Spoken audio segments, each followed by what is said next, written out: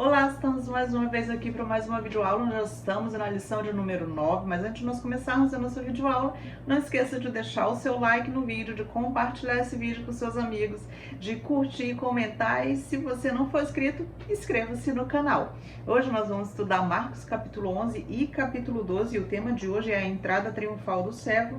O texto áureo vai dizer, tanto os que iam adiante dele como os que vinham depois clamavam, no caso, Hosana, bendito que vem em nome do Senhor, Marcos capítulo 11, versículo 9. A verdade prática vai dizer, vida de aparências não impressiona a Deus, o Senhor ordena que o seu povo dê frutos.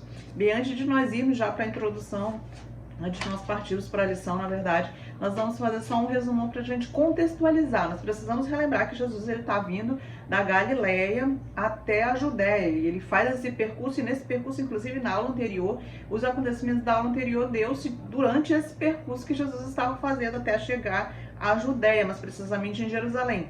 E justamente quando Jesus chega em Jerusalém, ele é aclamado pelo povo, conforme nós lemos na verdade prática. Só que este mesmo povo que aclama Jesus dizendo, Hosana, bendito aquele que vem em nome do Senhor, é o mesmo povo que mais tarde vai gritar, crucifica-o. Então aqui nós precisamos relembrar que Jesus já está na sua última semana de vida aqui na Terra e ele não vai ficar exatamente hospedado na cidade de Jerusalém, ele vai ficar fora da cidade, ele vai ficar na verdade num vilarejo situado na encosta oriental do Monte das Oliveiras. Ele fica hospedado ali nesta aldeia chamada Betânia e ele vai de manhã cedo para Jerusalém, ele passa o dia ensinando e no finalzinho da tarde ele volta para esta mesma aldeia chamada de Betânia. Mas nós vamos ver hoje os fatos que antecedem justamente esses momentos finais da crucificação de Cristo. Nós já estamos, repito, na última semana da vida de Cristo. E agora nós vivemos o momento que Jesus chega até a cidade de Jerusalém. E a gente precisa também lembrar que essa não era a primeira vez que Jesus ia em Jerusalém. Só que essa vez era diferente, porque dessa vez Jesus sabia o que aguardava ele. Jesus sabia que o que o aguardava era a morte e a traição. Então, nessa vez que Jesus está indo, ele está indo consciente e é de uma maneira diferente. É diferente dessa vez, das outras vezes que Jesus já tinha ido ali a Jerusalém. E agora a gente vê que ele vai para Jerusalém como uma ovelha que vai para o matadouro. Só que ele prefere obedecer à vontade do Pai. É isso que a missão dele é essa, cumprir a vontade do Pai. E o que nós veremos nessa lição, nós vamos estudar, conforme vai passando os tópicos aqui, a gente vai observar que os conflitos entre Jesus e os fariseus, os saduceus, os herodianos, enfim, os líderes religiosos e políticos daquela época, ele vai aumentando, ele vai ficando mais intenso. E por que ele vai ficando mais intenso? Porque a gente precisa lembrar que agora Jesus chega em Jerusalém. Jerusalém ali é a capital, capital do judaísmo, ali havia uma coisa muito grande quanto à religiosidade. Então, todos aqueles líderes religiosos, eles ficavam ali em Jerusalém. Então, ali era o território desses líderes religiosos. Então, por isso que os embates, eles vão ocorrer com muito mais frequência agora. E no decorrer dessa lição que nós estudaremos, nós vamos ver diversos desses embates entre Jesus e os escribas, entre Jesus e os fariseus, os herodianos, os saduceus, os líderes religiosos, ou seja, toda essa liderança religiosa, toda essa liderança política e civil também nós vamos estar encontrando hoje nesta lição. E a gente vai ver que esses conflitos, mais na frente, ele vai redundar na morte, na crucificação de Jesus. E, inclusive, Jesus sendo entregue pelo seu próprio povo nas mãos dos romanos. Inclusive, se a gente for lembrar da lição anterior, conforme o próprio Jesus havia predito na lição anterior, nós estudamos sobre isso, que Jesus dá essa nova informação para os seus discípulos.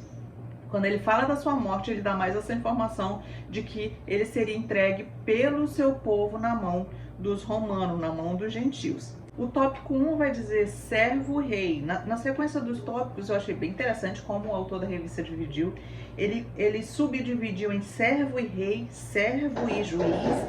E o 3 ele dividiu em servo e profeta. E é bem interessante porque a gente vai encontrar justamente essas classificações nas histórias que a gente vai recorrer. O subtópico 1 diz, preparativo em comum, Marcos 11, 2, que diz, e disse-lhes, ide à aldeia, que ali está diante de vós, e logo ao entrar achareis preso um jumentinho, o qual ainda ninguém montou.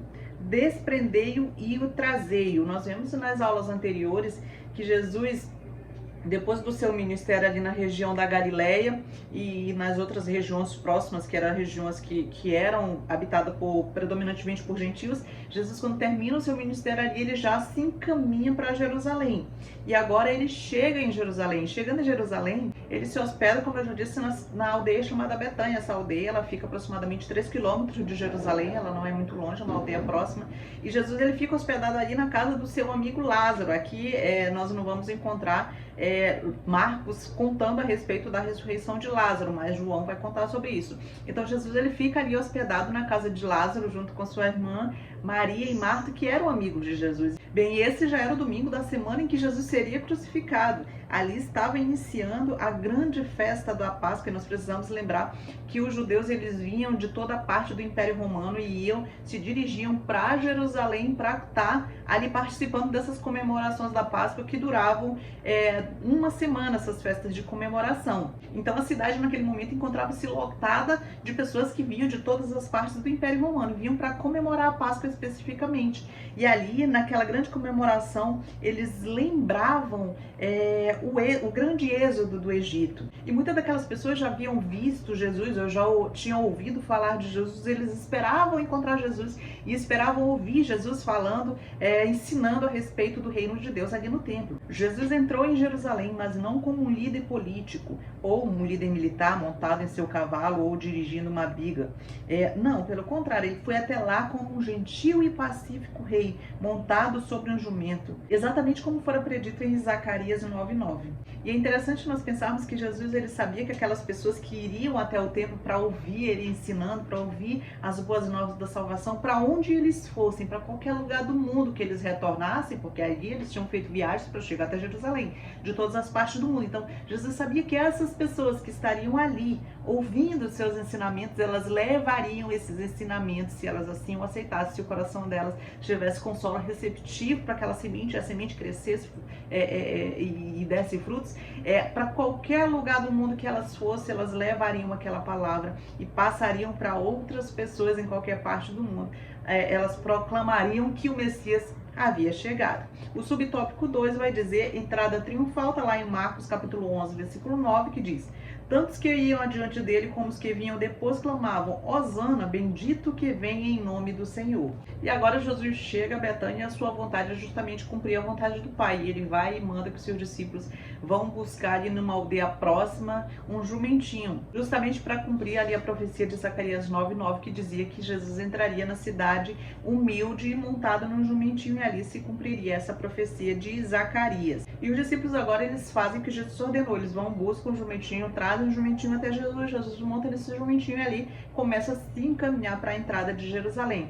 E a multidão que sempre seguia Jesus, ao ver Jesus montado naquele jumentinho, eles começam a jogar ramos e jogar suas capas sobre o jumentinho e a celebrar e a gritar e a exclamar, dizendo: Hosana, bendito que vem em nome do Senhor, porque eles reconheciam ali que Jesus estava cumprindo a profecia de Zacarias 9:9. É interessante notar que a multidão, ela percebeu o cumprimento dessa promessa em Jesus. A promessa de Zacarias, eles viram ali e perceberam o cumprimento dela em Jesus, mas eles não entenderam aonde o reinado de Jesus levaria ele, porque se a gente for pensar, essa mesma multidão que gritou Hosana, bendito que vem em nome do Senhor, a mesma multidão que mais tarde vai gritar: crucifica-o. Ou seja, isso depois, quando Jesus fosse submetido a um julgamento, né? Então era uma religiosidade, era uma empolgação, digamos assim, com Jesus, sem que houvesse esse entendimento correto de quem ele era e o que ele tinha vindo fazer. E por causa da referência de Zacarias 9:9, o jumento, ele se tornou,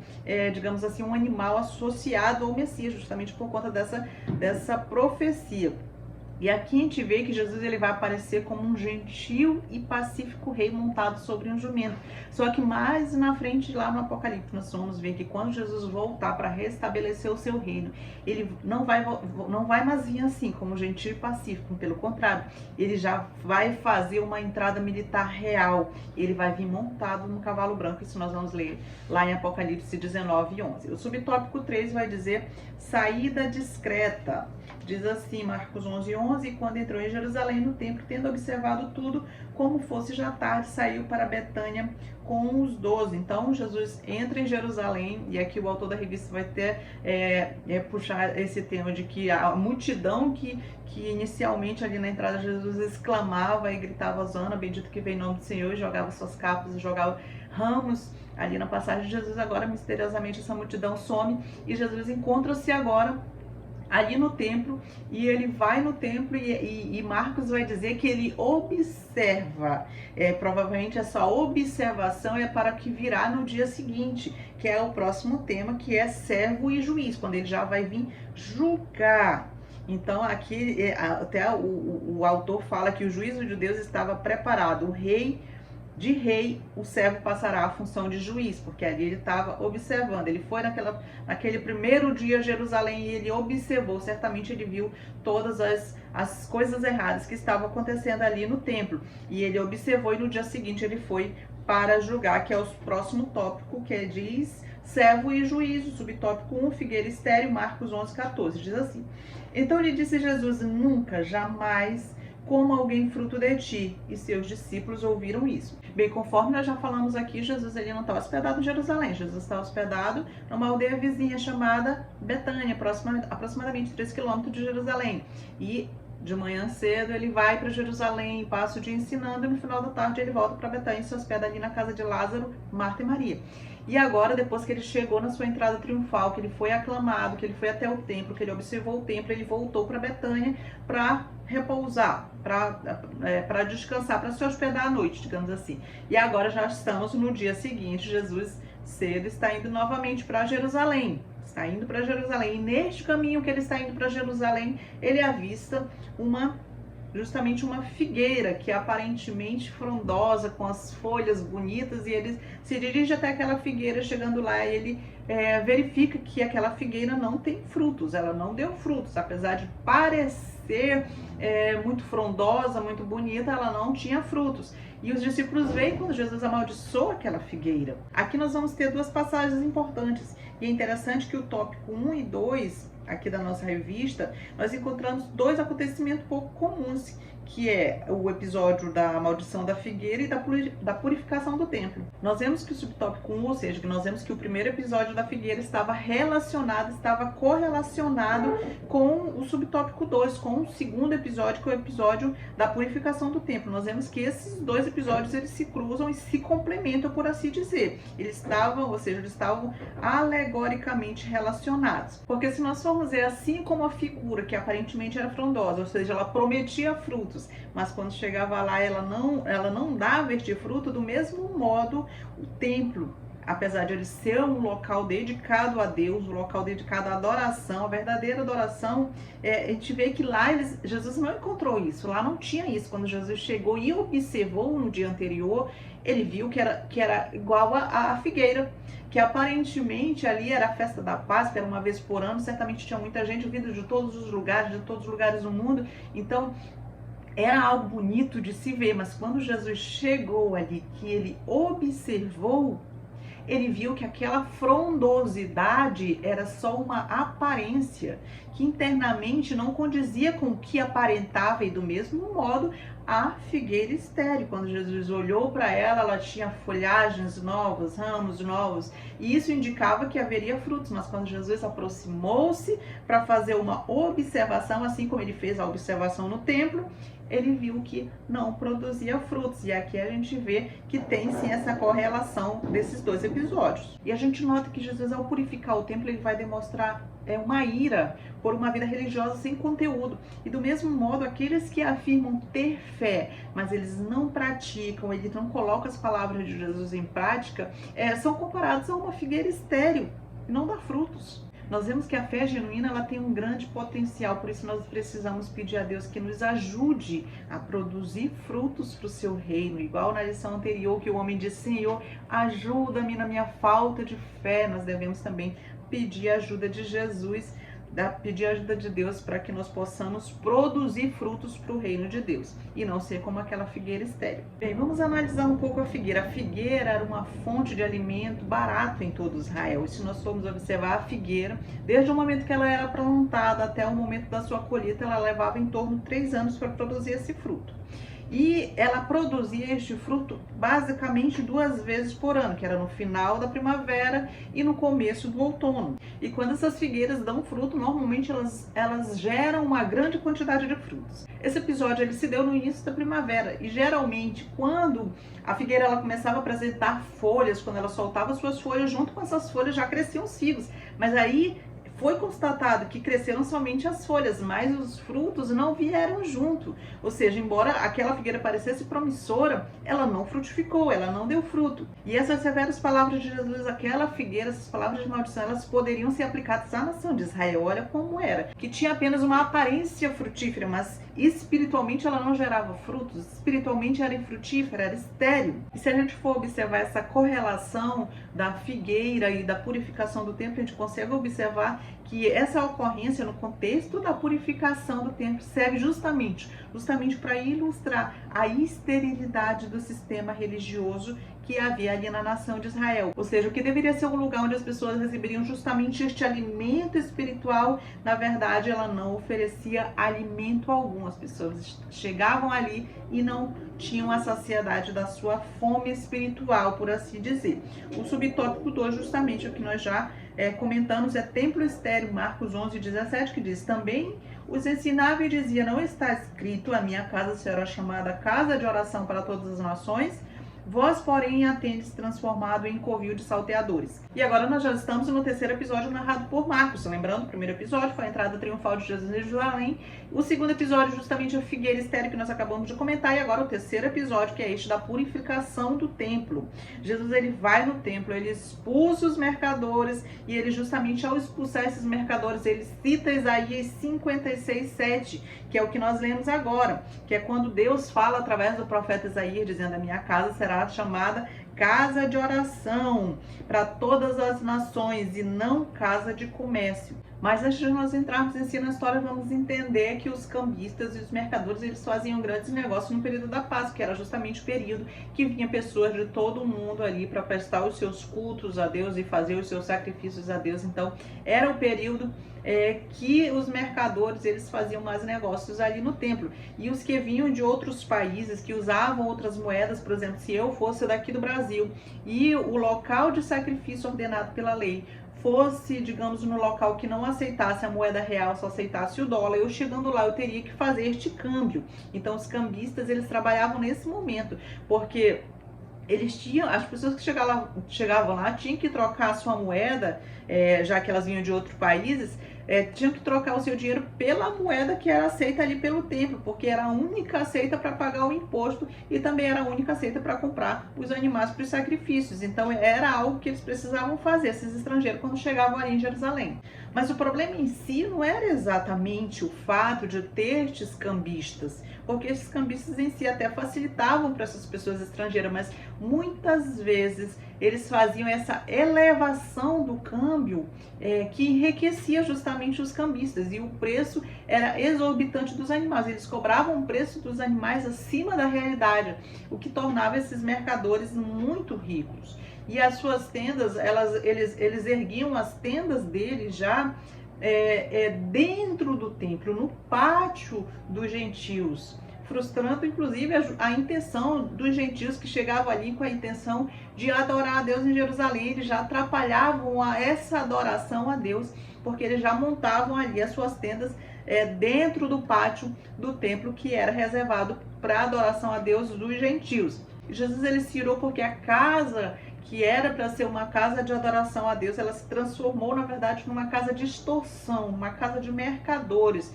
onde as pessoas estavam criando barreiras. Em vez de facilitar a adoração a Deus, elas estavam justamente criando essa barreira para impedir a adoração a Deus. E muitos cambistas ali no templo tornaram-se especuladores de negócios lucrativos, ou seja, alguns eles obtinham o seu lucro por meio de práticas desonestas. Isso a gente vai confirmar lá em Mateus 21, do 12 ao 13, que vai falar sobre esse assunto. O sacerdócio também ele havia se deteriorado, ele tinha se contaminado no meio de toda essa sujeira, ele tinha se contaminado e se transformado basicamente num sistema político, onde era necessário ter poder para conseguir uma posição ali naquele ambiente. E os sacerdotes também eles não eram mais descendentes de Zadok, conforme a gente vê lá em 1 Crônicas 24, a linhagem da qual descendiam os principais sacerdotes desde Salomão. Então, basicamente, quem escolhia os sacerdotes eram os governantes. E, no fim das contas, a função de sacerdote, ela acabou se transformando num cargo que poderia ser obtido simplesmente com a subordinação aos governos que estavam, com as autoridades governamentais que estavam atuando naquele momento. E assim, os sumos sacerdotes, assim como o tesoureiro e outras funções, eles eram membros da família, de famílias muito ricas e muito influentes, que formavam, inclusive, um grupo pequeno, porém um grupo muito poderoso ali na sociedade daquele tempo. E é devido a tudo isso que Jesus chega ali, ele observa, ele nota tudo isso que estava acontecendo na casa de Deus. Ele chega ali, ele faz uma limpeza simbólica, uma limpeza espiritual simbólica, onde ele derruba as mesas, expulsa os negociadores, impede que o templo servisse de atalho para transporte de utensílios e recipientes, porque ali já era basicamente uma feira livre, um comércio, onde usava-se exclusivamente para obter lucro. E Jesus ele não aprovou e ele foi firme no seu julgamento como um juiz que ele era. O subtópico 3 vai dizer fé frutífera e disposição para perdoar. Por isso vos digo que tudo quanto em oração perdirdes, crede que recebereis e será assim convosco. Agora nós já estamos no dia seguinte, é o dia seguinte à purificação do templo, e Jesus está novamente a caminho de Jerusalém. Quando eles passam ali pela mesma direção da figueira que eles haviam passado no dia anterior, Pedro ele vai e nota, os discípulos na verdade, eles notam que aquela figueira que estava no dia anterior frondosa e bonita, ela encontra-se seca, e Pedro vai até Jesus e diz: Jesus, esta figueira que o Senhor amaldiçoou ontem, ela está seca desde a raiz até as folhas. E Jesus vai aproveitar esse episódio para ensinar uma lição para os seus discípulos, quando ele vai dizer: se vocês não duvidarem e no seu coração disserem a esse monte, ergue-te e lança-te ao mar, vai ser como vocês dizem. E quando vocês orarem, orem sem duvidar e creiam que realmente vocês receberão. E quando vocês estiverem orando, perdoe alguém que ofendeu vocês, porque se vocês não perdoarem, também Deus não os perdoará. Então Jesus aproveita aquele incidente justamente para mostrar que o poder que ele exerceu para secar aquela figueira era justamente o poder da fé e da confiança que Jesus tinha. Jesus, como homem, tinha essa fé, essa confiança no Pai. Que olha que lição interessante que Jesus está nos ensinando aqui. Primeiro ele vai dizer que nós devemos ser crentes, que nós devemos crer, que nós devemos exercer a nossa crença em Deus, exercer a nossa fé. Segundo, ele diz que nós não podemos ter mágoa, nós não podemos ter rancor de outras pessoas, dos nossos irmãos. Nós também aprendemos que as nossas orações não devem ser por razões egoístas, não devemos fazer pedido por razão egoísta. Nós também aprendemos que o nosso pedido ele deve ser voltado para o bem-estar do reino de Deus, para o crescimento do reino de Deus. E para orar com eficiência nós precisamos ter fé em Deus e não no objeto do nosso pedido. Porque se nós enfocarmos apenas no objeto do nosso pedido, nós vamos ficar frustrados, porque o nosso pedido não vai ser atendido. Então, a nossa fé, ela tem que ser baseada na palavra de Deus. Para você ter fé, você precisa conhecer a palavra de Deus, estudar a palavra de Deus. Porque como você vai basear a sua fé na palavra se você não conhece a palavra? Então, conhecimento da palavra, Escola Bíblica Dominical. O subtópico, o tópico, na verdade, 3, vai dizer servo e profeta. O subtópico 1 vai dizer autoridade questionada. Está lá em Marcos 11, 28, que diz: e lhe perguntaram, por que autoridade faz estas coisas? Ou quem te deu tal autoridade para as fazeres? Bem, Jesus agora ele entra no templo e Marcos ele vai narrar a partir daqui vários embates que Jesus teve com os fariseus, com os saduceus, com os herodianos, com os chefes dos povos. Então, a partir daqui, a gente vê que o embate ele é mais acirrado, que esse conflito ele vai se aumentando gradativamente e que esse conflito ele é muito diferente do conflito que nós estudamos até hoje, que foi visto lá na Galileia. Porque lá na Galileia, a gente encontrava um fariseu ou outro, um grupo de saduceu ou outro, mas agora não, agora é diferente, porque agora Jesus está no território desses povos, no território desses líderes religiosos. Então agora a perseguição é muito mais intensa justamente por conta disso, porque ele está ali no território era o deles. E aqui justamente nós vamos encontrar esse primeiro embate, esse primeiro conflito entre os líderes religiosos e Jesus, que é quando Jesus está ensinando no templo. Jesus passava a maioria do seu tempo ensinando no templo, e esses líderes religiosos, esses fariseus, esses escribas e esses anciãos, esses sacerdotes, eles chegam ali com Jesus e fazem justamente essa pergunta que nós lemos aqui: com que autoridade faz essas coisas? Esses milagres que tu realizas, esse ensinamento que tu tens, com que autoridade? E mais, ele disse: ou quem te deu tal autoridade para o fazer? E aqui eles querem pegar Jesus. É mais uma armadilha, como nós temos acompanhado até hoje, várias tentativas dos fariseus, dos líderes religiosos, tentando pegar Jesus em alguma armadilha que comprometesse ele. E essa não é diferente, é mais uma armadilha para tentar pegar Jesus e comprometê-lo. Ou seja, esses líderes religiosos, eles perguntam a Jesus: quem deu autoridade para que tu viesses aqui no templo e tu expulsasse os cambistas, tu expulsasse os mercadores? De onde vem essa autoridade? Com que autoridade tu fazes essas coisas aqui? E mais uma vez, como as outras, isso também era uma armadilha, porque se Jesus dissesse que a autoridade vinha dele mesmo, eles estariam acusando ele ali de fanático e estariam pegando ele nessa questão. E Jesus, para mostrar, para colocar, para expor os verdadeiros motivos, a verdadeira intenção que eles tinham com aquela pergunta, Jesus faz uma outra pergunta a respeito de João Batista agora. E é interessante que mais uma vez nós encontramos isso na história. Jesus responde uma pergunta dos seus inimigos com outra pergunta. E agora ele pergunta para essas pessoas: o batismo de João Batista, era dos céus ou era dos homens? Aí ele fala: se vocês responderem essa pergunta, eu também respondo a pergunta que vocês me fizeram, com que autoridade eu faço essas coisas. Aí a gente vai notar no decorrer da história que eles se reúnem, eles fazem ali uma espécie de pequena reunião naquele momento de responder a Jesus. Aí eles pensam: se nós dissermos que João Batista era de Deus, Jesus com certeza vai responder: então por que vocês não creram nele quando ele estava aqui entre vocês? E se nós respondermos que João Batista era dos homens, eles temiam a multidão, porque a multidão acreditava que João Batista era enviado de Deus.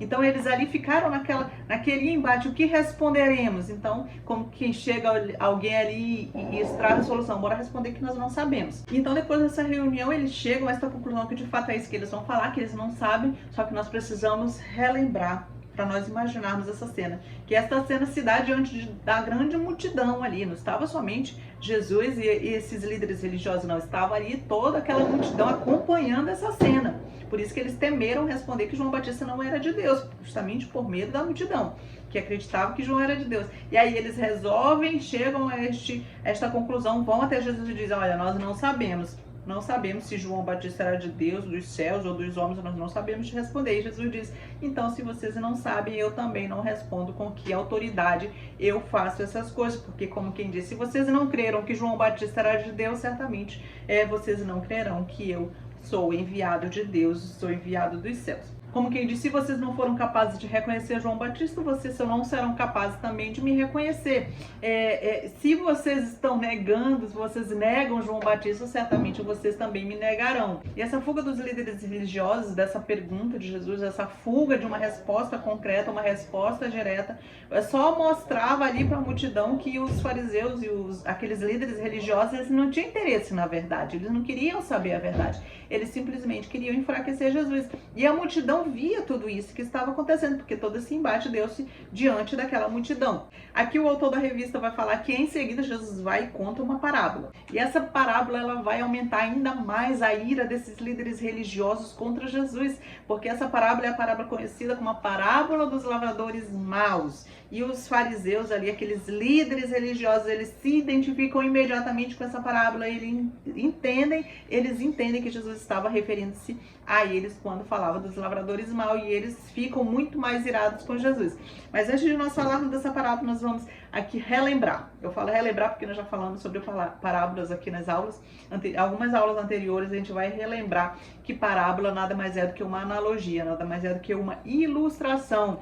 Jesus, ele usava coisas e cenas do dia a dia para facilitar o entendimento daquelas pessoas que estavam ali. Isso forçava aquelas pessoas a acreditar por si mesma, elas tinham que buscar entender o significado daquela parábola e elas por si mesmas chegavam a crer em Jesus. Ou seja, Jesus usava algo que já era conhecido pelo povo para ajudar o povo a entender algo novo que ele queria passar. E essa mensagem ela somente penetrava naqueles que estavam dispostos a ouvir e a entender e a aprender o que Jesus estava ali tentando passar. E essa parábola dos lavradores maus, você certamente já conhece, mas para você relembrar, você pode estar lendo aí Marcos capítulo 12, do 1 até o versículo 12, se eu não me engano. Você pode estar relendo aí para relembrar. E nós devemos relembrar também que nesse contexto, Jesus está contando essa parábola na frente de toda aquela multidão, na frente dos escribas, dos fariseus, no caso de todos os líderes religiosos estavam ali, e ele estava contando ali na frente de todos eles. E depois que Jesus conta essa parábola, eu não vou relembrar aqui a parábola para não ficar muito extenso o vídeo, mas você lembra aí da parábola dos lavradores maus. Então Jesus conta toda essa parábola e no final ele pergunta para todo mundo que está ali, os escribas, os anciãos, os sacerdotes, os fariseus, todos que estão ali, ele pergunta para a multidão que está ali, ele pergunta: o que vocês acham que o dono da vinha vai fazer com aqueles lavradores maus? E Jesus responde ali diante de todos dizendo: o dono da vinha vai voltar e vai exterminar esses lavradores maus, vai voltar com o seu exército e vai exterminar esses lavradores maus e vai entregar esta vinha na mão de outra pessoa, de outro povo, vai passar essa vinha para outras pessoas.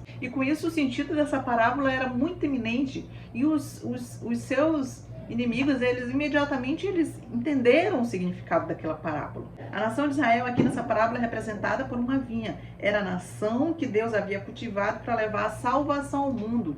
Os líderes religiosos não só frustravam os propósitos de Deus para a nação, como também matavam aqueles que tentaram cumpri-la.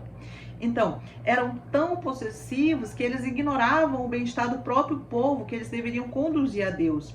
Nessa parábola, o homem que plantou uma vinha representava Deus, o vinhedo, a nação de Israel, os lavradores maus, os líderes religiosos judeus. Os servos enviados aos lavradores eram os profetas, os sacerdotes que permaneceram fiéis a Deus. O filho do dono, justamente da vinha, era Jesus. Os outros a quem o Senhor dará a vinha são justamente os gentios. É interessante que Jesus, ao contar essa parábola, ele denuncia ali o plano dos líderes religiosos para matá-lo, mas ao mesmo tempo ele vai, digamos assim, advertir que eles terão um castigo, que eles serão castigados pelo pecado deles. E eu acho bem interessante quando nós começamos, claro que o autor da revista ele não vai aprofundar tanto, ele só cita essa parábola, mas é interessante quando nós vamos observar os detalhes da analogia dessa parábola. E a gente nota que o dono da vinha, ele manda o seu filho ali, em último caso, já pensando que aqueles lavradores maus vão respeitar o seu filho, mas chegando ali, aqueles lavradores maus pegam o filho, matam ele e jogam ele fora da vinha. Olha que interessante. E a gente precisa lembrar, Jesus é o Filho amado de Deus e ele vai morrer no Calvário, e o Calvário fica fora de Jerusalém. Então aqui a analogia ela fica muito clara, ela fica muito nítida. Interessante notar que aqui também fica claro que Jesus vai tirar, que Deus vai tirar esse reino que era exclusivo dos judeus e ele vai tirar desses lavradores maus e eles vai entregar na mão de outros povos, aqui já fazendo referência aos gentios que também teriam direito a este reino. Então a gente nota que aqui Jesus ele está profetizando que o reino ia sair ali da nação de Israel e vai ser entregue agora a outros lavradores, por assim dizer, que são os gentios. Essa talvez seja uma das parábolas mais importantes contadas por Jesus. Informações importantíssimas constam aí nessa parábola, se a gente for mesmo se aprofundar nela. O subtópico 2 diz responsabilidade e cidadania, Marcos 12, 14, que diz: chegando disseram-lhe, mestre, sabemos que és verdadeiro e não te importas com quem quer que seja, porque não olhas a aparência dos homens, antes, segundo a verdade, ensinas o caminho de Deus. É lícito pagar o tributo de César ou não? Devemos ou não pagar os tributos? Agora, a gente vê aqui que os líderes religiosos, eles enviam dois grupos. Eles enviam os fariseus e os herodianos. E se nós formos lembrar, esses dois grupos, eles eram inimigos, eles eram rivais, mas eles se uniram ali por um inimigo em comum que eles tinham, que era Jesus. Se a gente for lembrar, a gente até falou sobre isso, os herodianos, eles eram um grupo político que eles eram a favor de que Herodes, a descendência de Herodes, voltasse ao poder, voltasse ao reinado. E que, se a gente for ver, eles eram contrários aos fariseus, porque os fariseus, eles não aceitavam o governo de Roma e Israel, mas os herodianos, eles aceitavam, mas se juntaram contra um inimigo em comum. Os fariseus, a gente precisa lembrar que ele era um grupo religioso judaico que, na sua grande maioria, eles estavam preocupados com a pureza ali dos rituais que eram feitos ali. E eles chegam ali com Jesus de uma forma diferente. Eles chegam lisonjeando Jesus, eles chegam ali elogiando Jesus, dizendo: mestre, nós sabemos que tu és vindo de Deus, que tu ensinas a verdade, que o Senhor não teme a ninguém, mas nós temos uma dúvida. Nós devemos ou não pagar impostos? Então eles chegam com essa pegadinha para Jesus, porque se Jesus dissesse não é lícito pagar o tributo a Roma, eles tinham agora a oportunidade de pegar Jesus e acusá-lo de ser um rebelde contra Roma. E com isso eles levariam Jesus às autoridades romanas. Mas se Jesus respondesse sim, que tem sim que pagar o imposto, aí ele teria ali um problema com o povo judeu. E lembrando que o povo judeu estava justamente ali rodeado por Jesus. Tinha multidão ao redor dele, tudo isso era diante da multidão. Então eles queriam colocar Jesus nessa armadilha. Se Jesus diz sim, tem que pagar imposto, tem um problema com o povo. Se diz não tem que pagar imposto, ele vai criar um problema com Roma. Justamente vai ser julgado ali por Roma. É interessante lembrar que qualquer pessoa que não pagasse os impostos a Roma sofreria cruéis penalidades. Então é por isso que tinha esse grande peso na resposta de Jesus. E os judeus, eles odiavam pagar impostos para Roma, porque pagar justamente esse tributo para Roma, porque